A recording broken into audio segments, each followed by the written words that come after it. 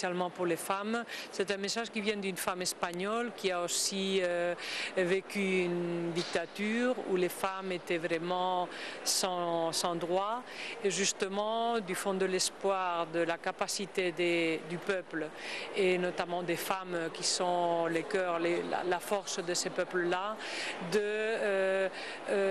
d'arriver à lutter pour la démocratie et obtenir la démocratie, et les droits humains, le respect des droits humains et notamment aussi la force pour le futur.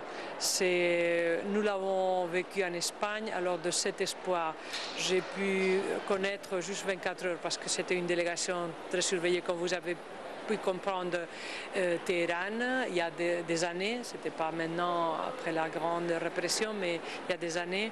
Et ce qui m'a plus touché, c'était la force de toutes ces jeunes filles dans les rues qui étaient vraiment fières de leur capacité d'agir, qui vraiment étaient en vanguarde de la lutte pour leurs propres droits, qui est la lutte de tous les droits humains.